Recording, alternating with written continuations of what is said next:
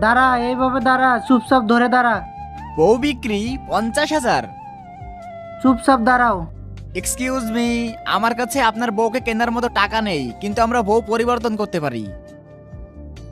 ওকে, deal done, যাও চলে যাও। বাই দা ওয়ে, তোমার বউয়ের সাথে কি সমস্যা?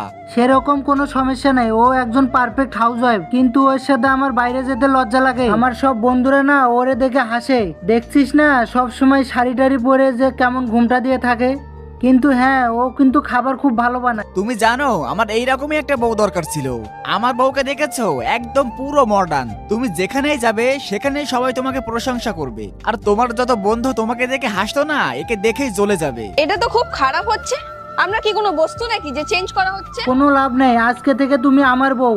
চলো লিজা, আমি চলে এসেছি। এইসব কি, ঘরে কি চুরি টুরি হয়েছে নাকি? না তো, তোমার এরকম কেন মনে হচ্ছে? এরকম তো কিছু হয়নি। আরে আমার মানিব্যাগ থেকে টাকা, কার্ড এসব কোথায় গেল? আর ওই সব কার্ড নিয়ে আমি এই চেনটা কিনলাম, ঘড়িটা কিনলাম। দেখো না, ভালো লাগছে না?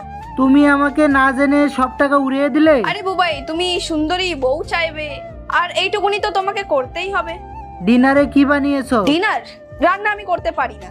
এক কাজ করো, তুমি না ফোনে অর্ডার করে দাও। আমার না খুব জোর খিদে পেয়েছে। নাই, এক কাজ করো, চলো রেস্টুরেন্টে যাই। আর আগে দেখবো কারা শয়তানকে হারিয়ে আল্লাহকে ভালোবাসে। যারা আল্লাহকে ভালোবাসো ভিডিওতে লাইক করে চ্যানেলটাকে সাবস্ক্রাইব করে দাও। যারা শয়তানকে ভালোবাসো তাদেরকে ভিডিওতে লাইক সাবস্ক্রাইব কিছুই করতে হবে না, কমেন্ট করো আল্লাহু আকবার। দেখো, আমার মনে হয় তোমার খাবার বানানো শেখা উচিত। না, আমার এসব ভালো লাগে না। তুমি কি শুধু নিজের ব্যাপারেই ভাবো, ফ্যামিলির কথা ভাবো না? আরে বুবাই, তুমি তো এরকমই বউ চেয়েছিলে, তাহলে এখন কি প্রবলেম? লিজা, তুমি একটা বেকার মেয়ে, অঞ্জলি তোমার থেকে 1000 গুণ ভালো ছিল। ও রিয়েলি? তাহলে তুমি তোমার বউকে বিক্রি কেন করলে?